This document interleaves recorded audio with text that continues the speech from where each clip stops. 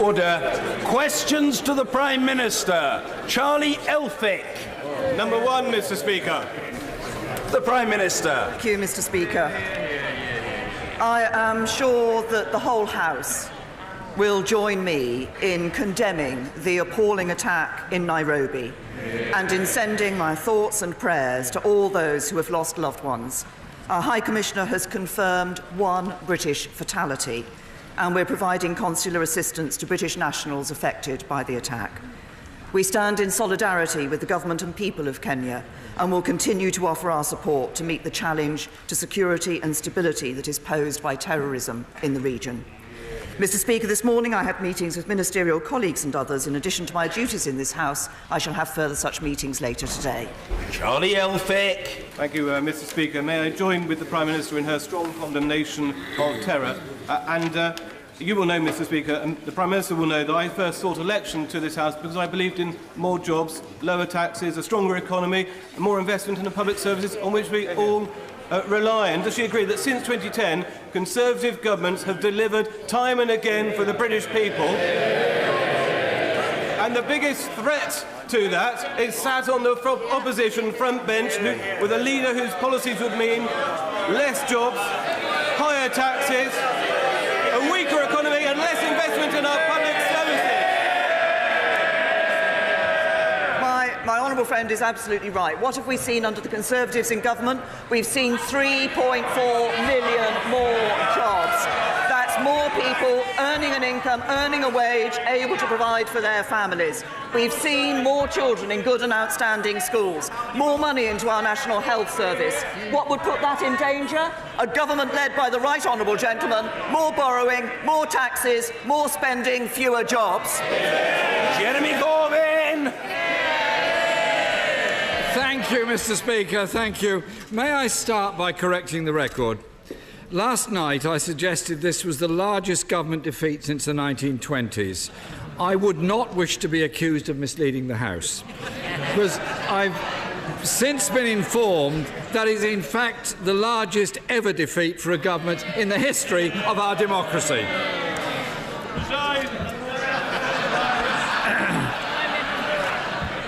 So, Mr. Speaker, shortly after the Prime Minister made her point of order last night, her spokesperson suggested the government had ruled out any form of customs union with the European Union as part of her reaching out exercise. Can the Prime Minister confirm that's the case? Can I say to the right honourable gentleman that the exercise that I indicated last night is, as I said, about listening to the views of the House, about wanting to understand the views of parliamentarians, so that we can identify what could command the support of this House and deliver on the referendum. And what the government wants to do is, first of all, to ensure that we deliver on the result of the referendum. That's leaving the European Union. And we want to do it in a way that ensures we respect the votes of those who voted to leave in that referendum. That means ending free movement. It means getting a fairer deal for farmers and fishermen. It means opening up new opportunities to trade with the rest of the world. And it means keeping good ties with our neighbours in Europe. Jeremy Corbyn. Mr. Speaker, my question was about the customs union. The Prime Minister seems to be in denial about that, just as much as she's in denial about the decision made by the House last night. I understand the Business Secretary told business leaders on a conference call last night, we can't have no deal for all the reasons you've set out. Can the Prime Minister now reassure the House, businesses and the country and confirm that is indeed the government's position, that we can't have no deal? I think that the point that the Business Secretary is making, and that he has made previously, is that if you don't want to have no deal, you have to ensure that you have a deal. Now, I will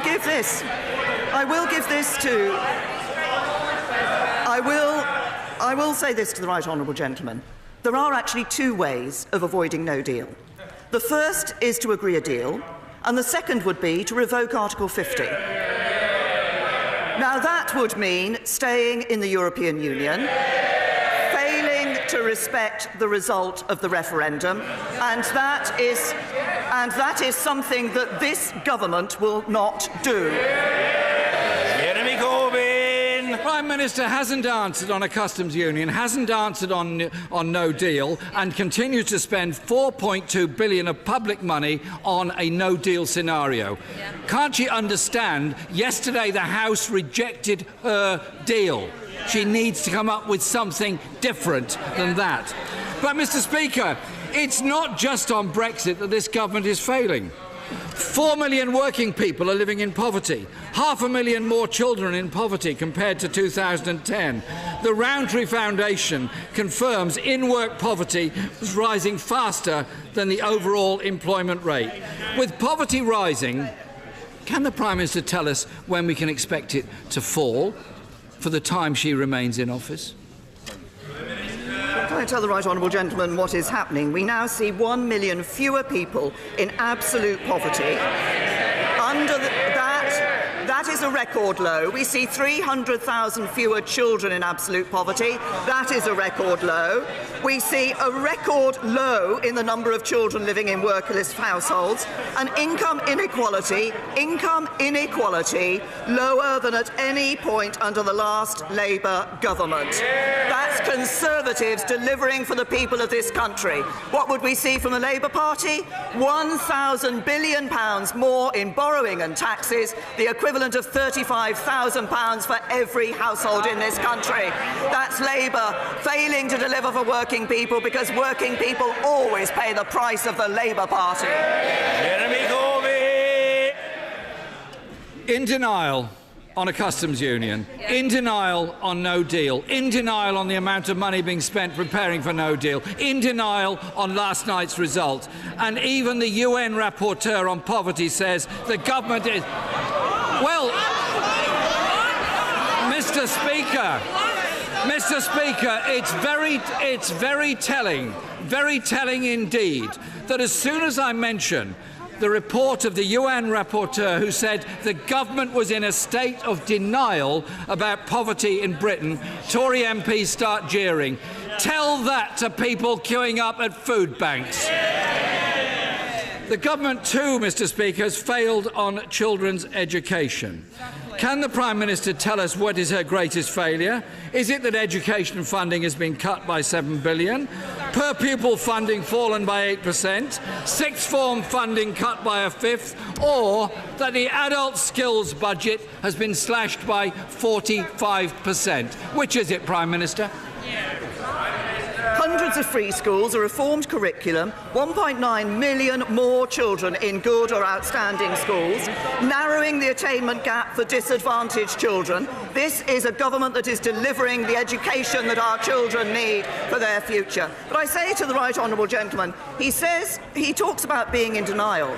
The only person in denial in this chamber is him, because he has consistently failed to set out what his policy on Brexit is. I said to him last week that he might do with a lip reader. I think when it comes to his Brexit policy, the rest of us need a mind reader. Jeremy Corbyn. Mr. Speaker, the Prime Minister is very well aware that we want there to be a customs union with the EU. She seems to be in denial about that. But one of the problems she has on her denial is the flagrant disregard for facts and statistics. And the Statistics Authority has written to the Department of Education 4 times to express their concern about the use of dodgy figures by her ministers. When police officers told the then Home Secretary not to make more cuts to police, that Home Secretary accused them of crying wolf. With 21,000 fewer police officers and rising crime across the country, does the Prime Minister accept that the then Home Secretary got it wrong?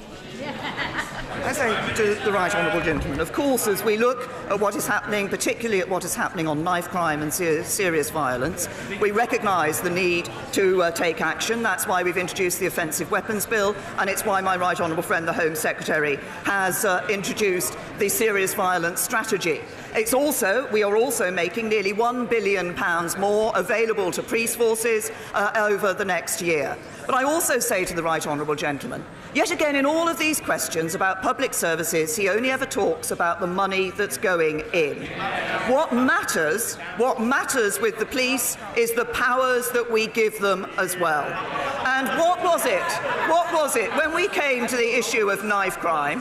When we came to the issue of knife crime, when we came to the issue of taking more action at criminals who were involved in knife crime, when we said that if somebody was caught on the streets for a second time for a knife crime, they should be sent to prison, what did the right honourable gentleman do? He voted against. He doesn't support our police. He doesn't support our security. Jeremy Corbyn. Increased the number of police on our streets. It was a Labour government that brought in safer neighbourhoods. It was a Labour government that properly funded the police force. It's the Tories that have cut it. Ask anyone on any street around this country, do they feel safer now than they did 8 years ago? I think we all know what the answer would be. It was that Home Secretary that not only attacked the police with that, but also created the hostile environment and the Windrush scandal. She promised to tackle burning injustices. She's made them worse, as Windrush showed. More homelessness, more children in poverty, more older people without care, longer waits at A&E, fewer nurses, rising crime, less safe streets, cuts to children's education. This government has failed our country. It cannot govern, cannot command the support of most people facing the most important issue at the moment, which is Brexit. They failed again and lost the vote last night. Isn't it the case, Mr. Speaker, that with every other previous Prime Minister faced with the scale of defeat last night, they would have resigned and the country would be able to choose the government that they want? The right honourable gentleman in that peroration talked about the importance of the issue of Brexit that is facing this country. Later today we're going to have the no confidence debate. He has been calling for weeks for a general election in this country, and yet on Sunday, when he was asked in a general election would he campaign to leave the European Union, he refused to answer. Not once, not twice, not 3 times, but 5 times he refused to answer. So on what he himself describes as the key issue facing this country, he has no answer. The Leader of the Opposition has let anti-Semitism run riot in his party. He would abandon our allies, weaken our security and wreck our economy, and we will never let that happen.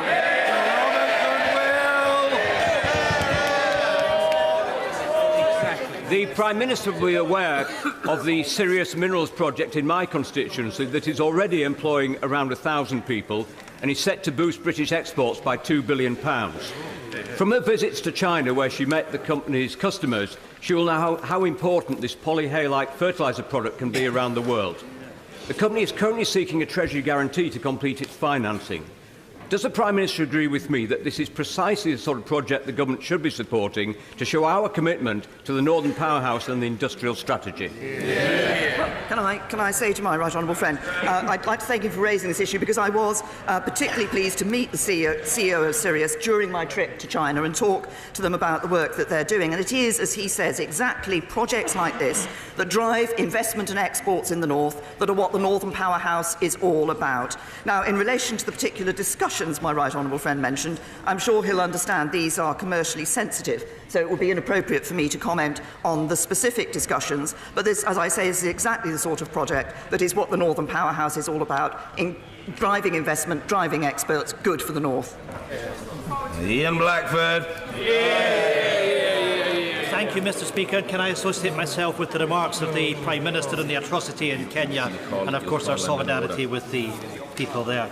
Mr. Speaker, yesterday the Attorney General said that any new deal would be much the same as the one already on the table.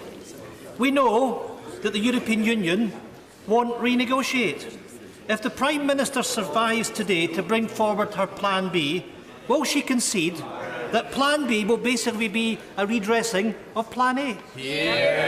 As I said in one of my answers to the Leader of the Opposition, what we want to do following the defeat that we had in this House last night is listen to parliamentarians and find out the point at which what is it that would secure the support of this House? That is the question that we will be asking, but that is against the background of ensuring that we deliver on the referendum result, that we leave the European Union and we recognise what people were voting for when they voted in that referendum result, an end to free movement, ensuring that we could have trade, have our own trade policy with the rest of the world, be fairer to our farmers, fairer to our fishermen, but maintain that good relationship with our neighbours in the EU.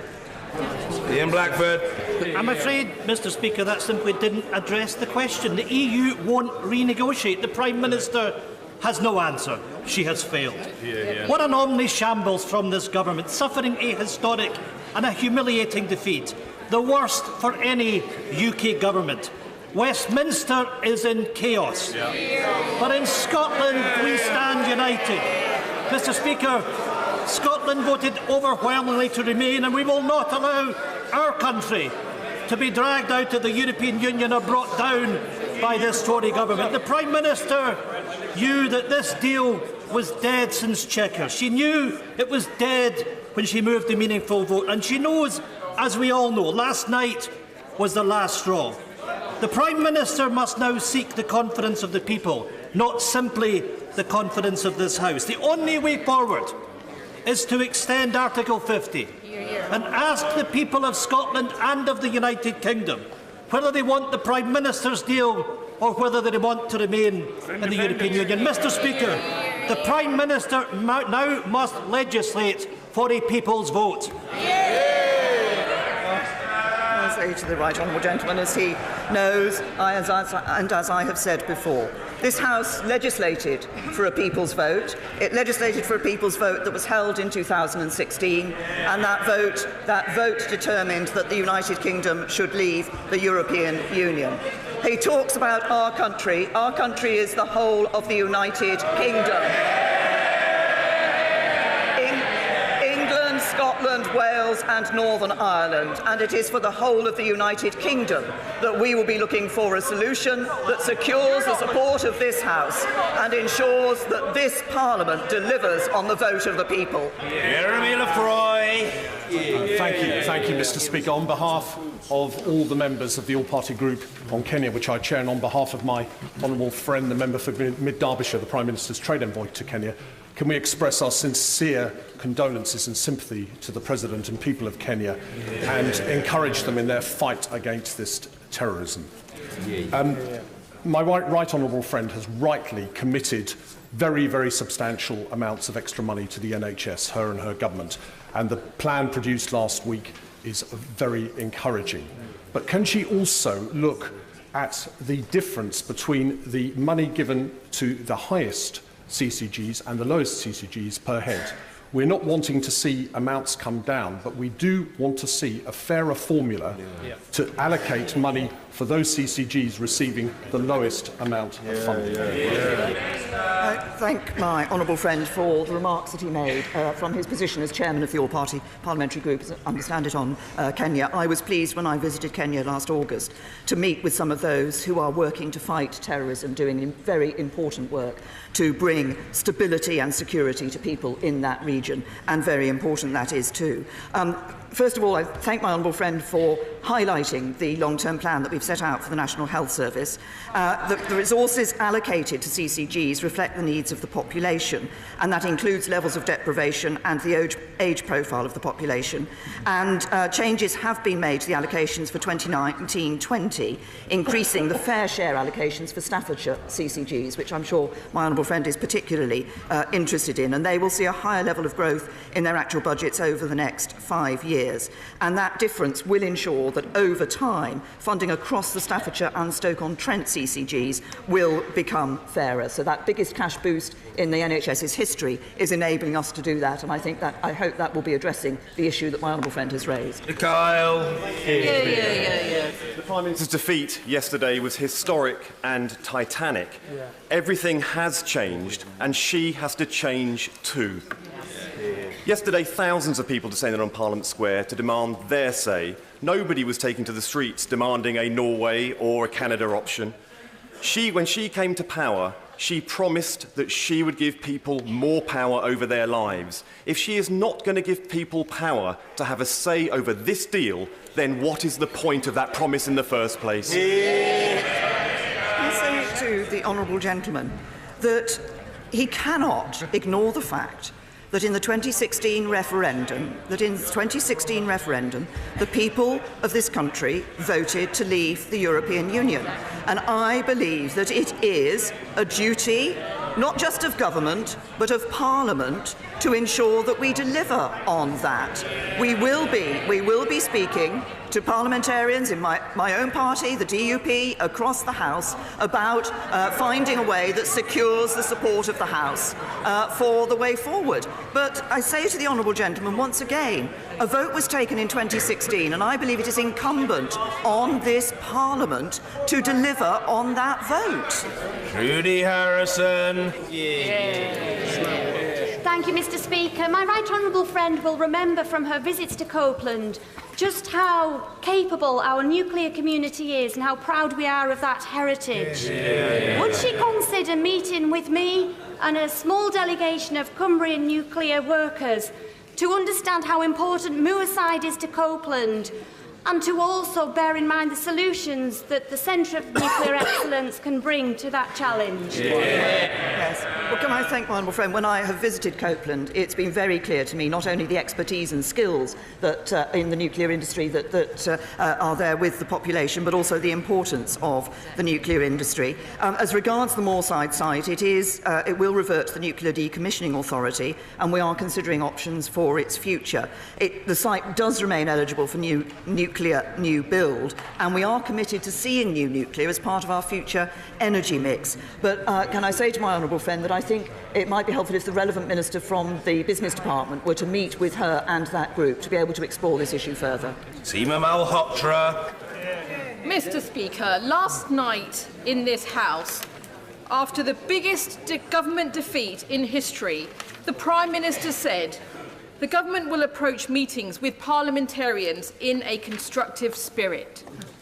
But it appears that cross-party talks means inviting people in to tell them why her deal is best, or to see if they've got any ideas on how to get her deal through. Apparently now, Number 10's resistance to a customs union with the European Union after Brexit was a principle and not a red line.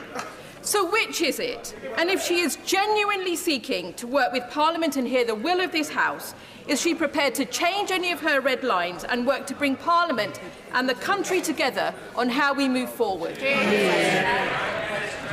As I said in the House last night, I will be talking to parliamentarians in my own party, in the DUP, in other parties across this House, and will be ensuring and will be looking to see what it is that can secure the support of this House. But again, I say to the honourable lady, as I've said to her honourable and right honourable friends, that what this House must always have in mind is the importance of delivering on the vote of the people to leave the European Union. Mrs. Helen Grant.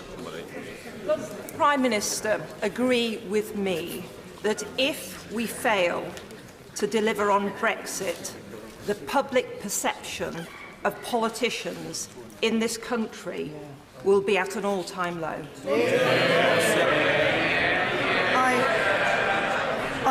I absolutely agree with my honourable friend, and this is so important.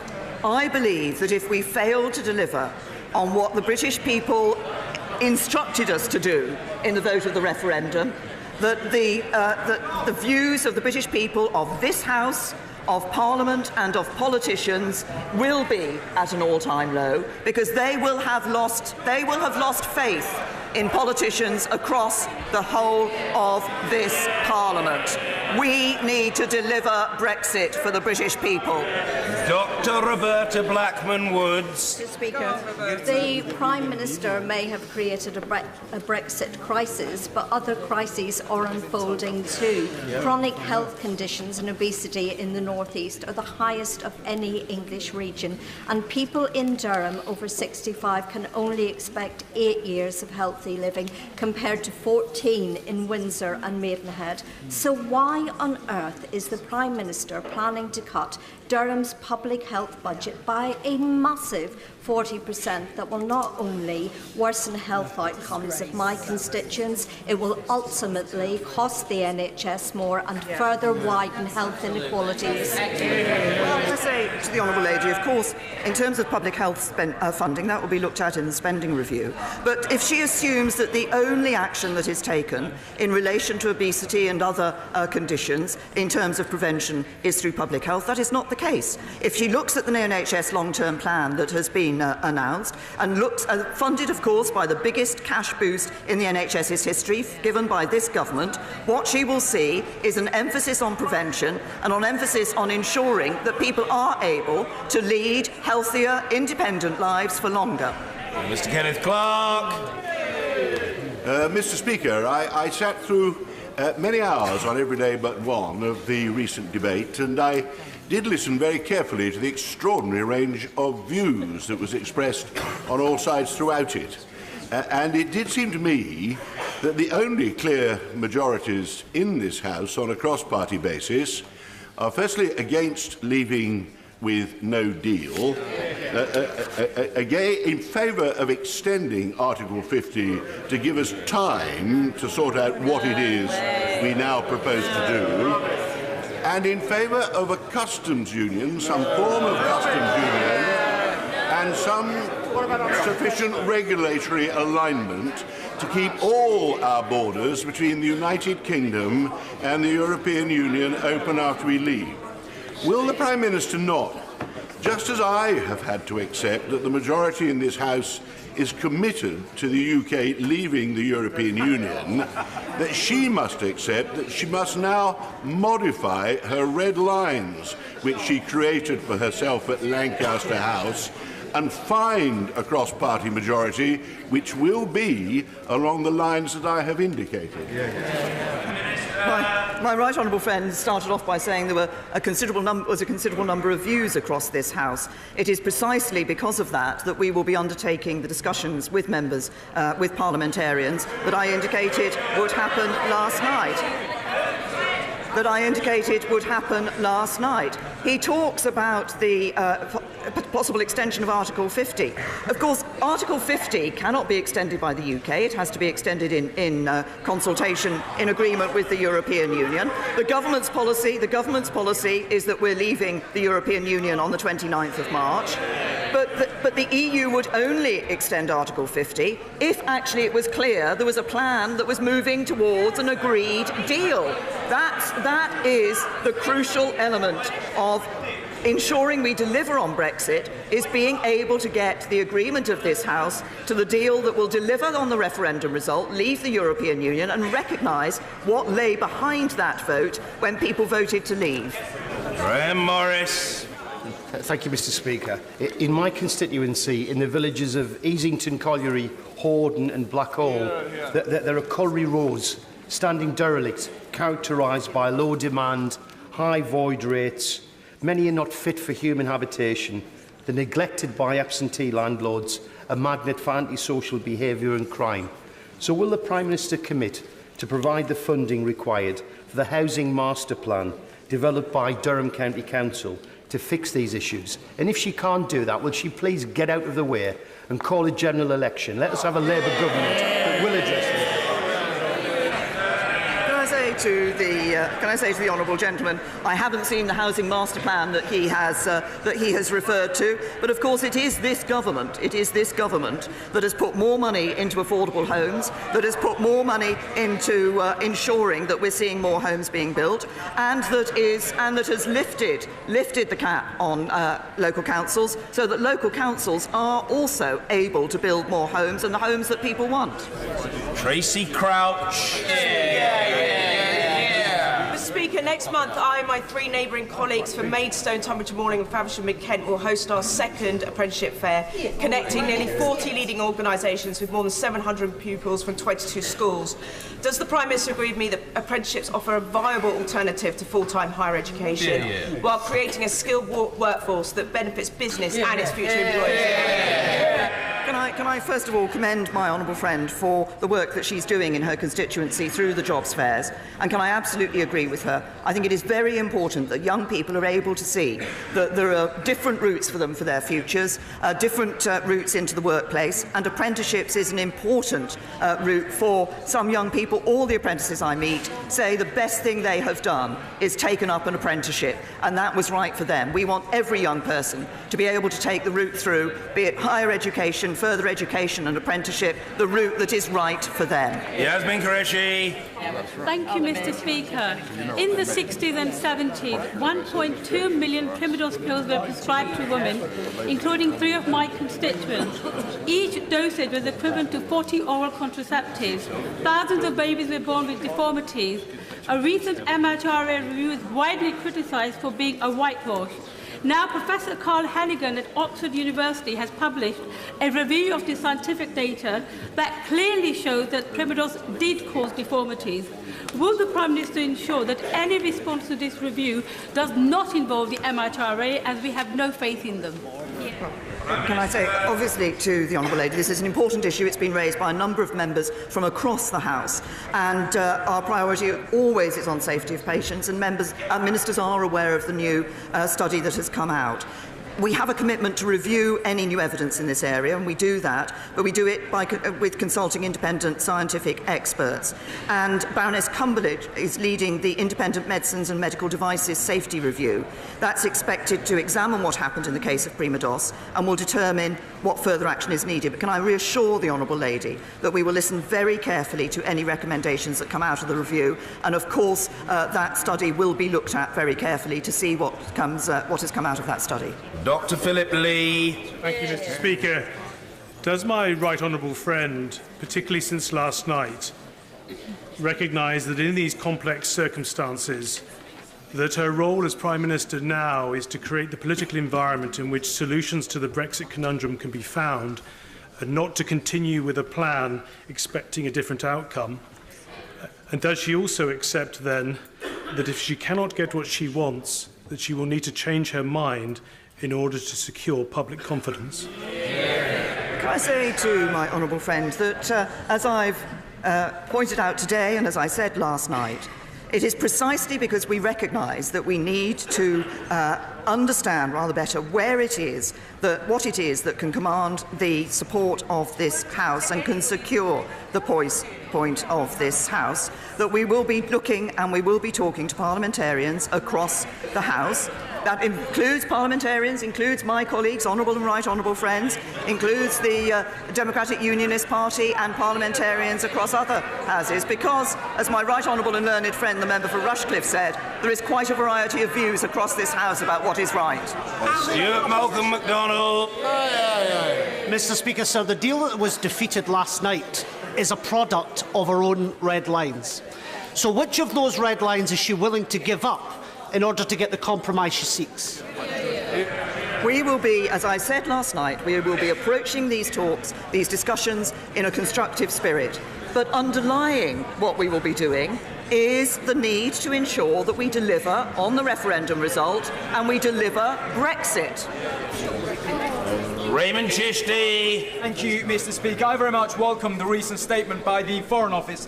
Britain must do more to support persecuted Christians. In light of that, will the government now review its position on the Asha Bibi case and offer her asylum in the UK so she can choose which safe destination she wants to go to, and not the UK asking a third country to take her in, which would mean shifting our moral responsibility to another country, and that can't be right.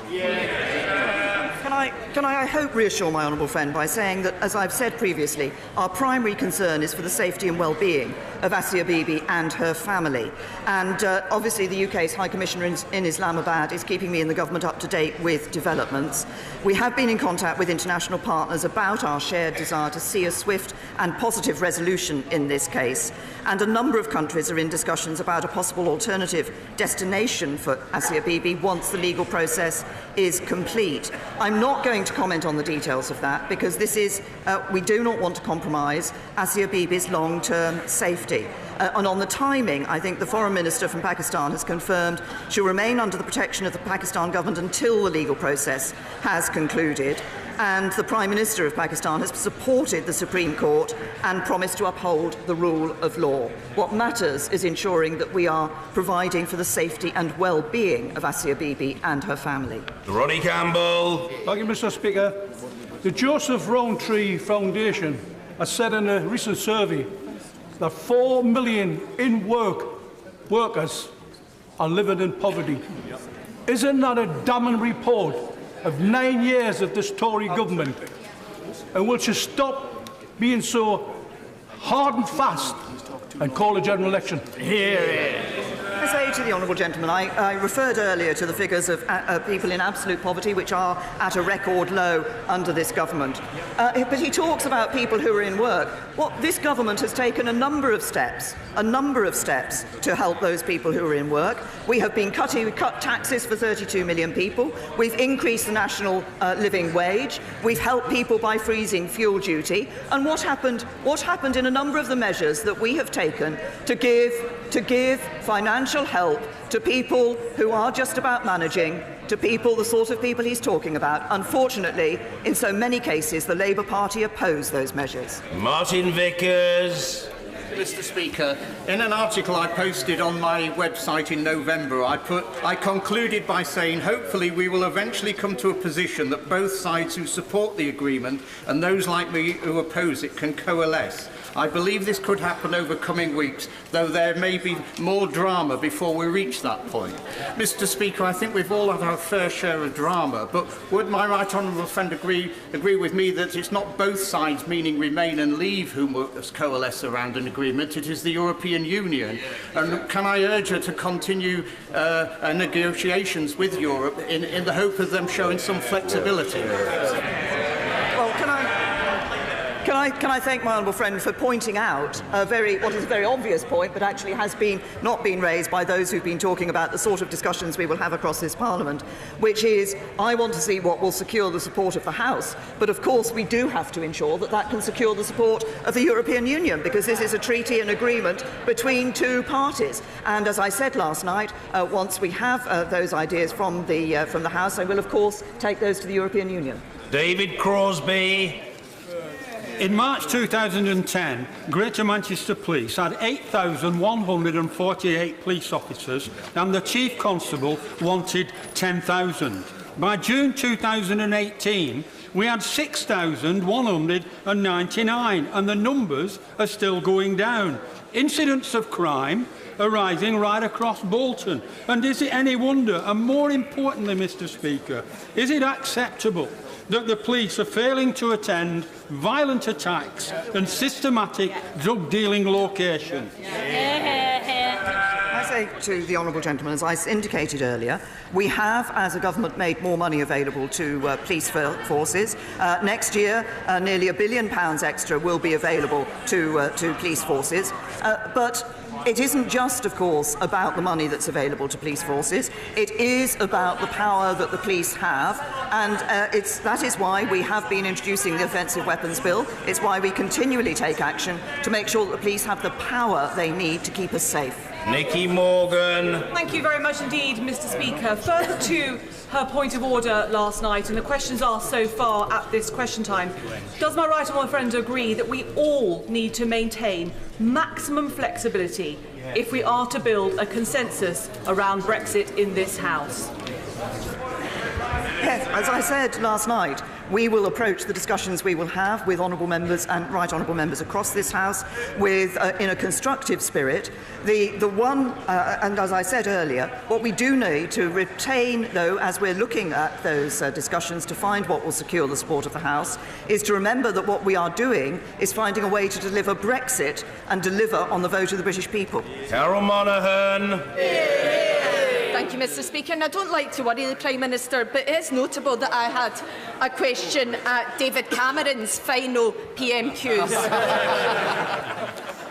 Last night, after the Prime Minister's crushing defeat, she said, EU citizens who have made their home here deserve clarity on these questions as soon as possible. Mr. Speaker, the clarity is in the Prime Minister's own hands. So will she now show leadership, prove that she values EU nationals, scrap the settled status fee, and give a guarantee to all EU nationals that their future in the UK is secure? I say to the Honourable Lady that, of course, the withdrawal agreement that was negotiated with the European Union set out the ways in which EU citizens' rights would be guaranteed here in the United Kingdom, and reciprocal rights for UK citizens in the European Union would be guaranteed. Now, the vote last night rejected that package of the withdrawal agreement and the political declaration. We have said as a government and made it clear that in a no-deal situation, we would also guarantee the rights of EU citizens who are living here, and we stand by that. Gillian Keegan.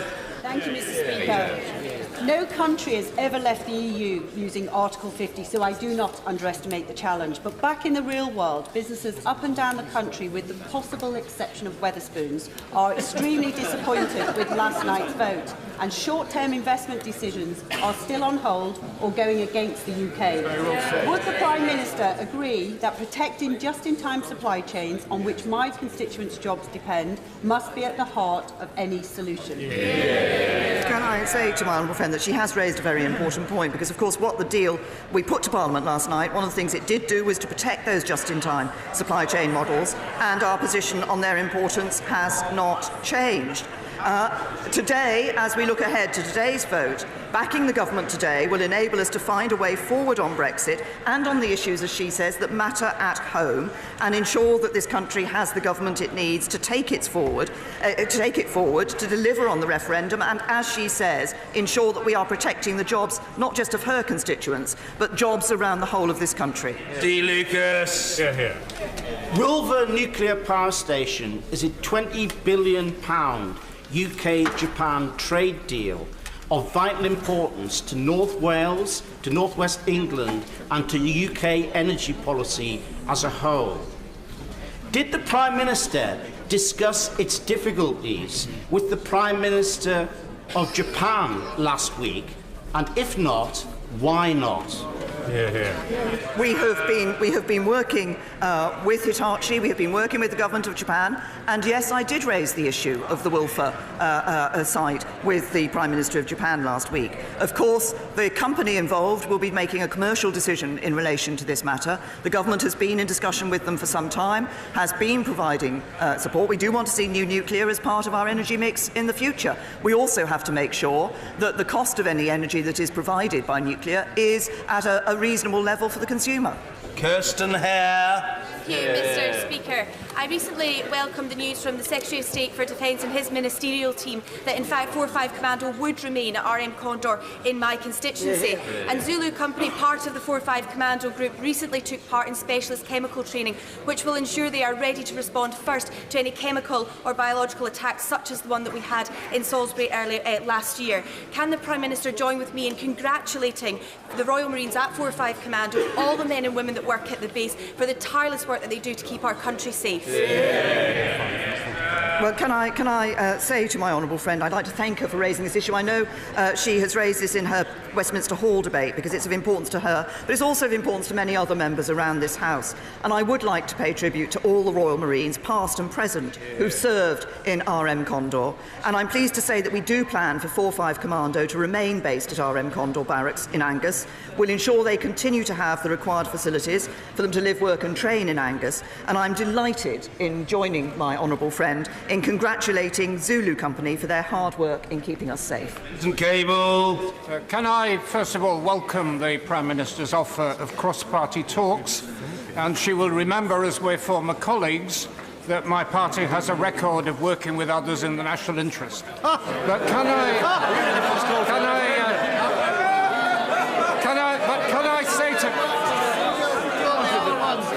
I say to her that she shouldn't even bother lifting the telephone to opposition parties unless she's willing to rule out categorically a no deal Brexit, unless she's willing to enter into a constructive conversation about a people's vote. Can I say to the right honourable gentleman, as I said earlier, of course, there are two ways of avoiding a no deal. One is to have a deal, and one is to stay in the European Union. We will not be staying in the European Union, but I look forward to having. I'm happy to have constructive discussions with party leaders who want to put the national interest first. Sadly, from everything I've heard, not every party leader wants to do that.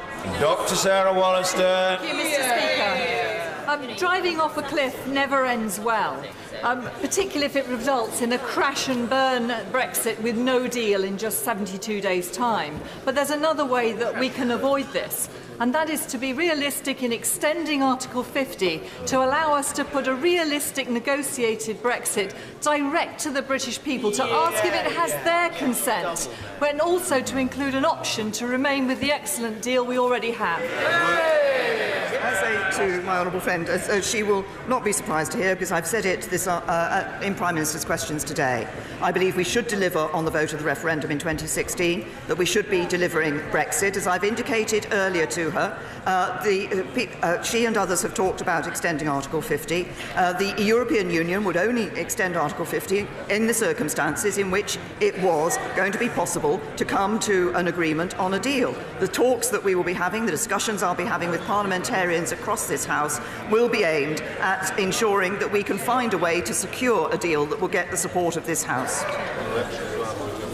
Order.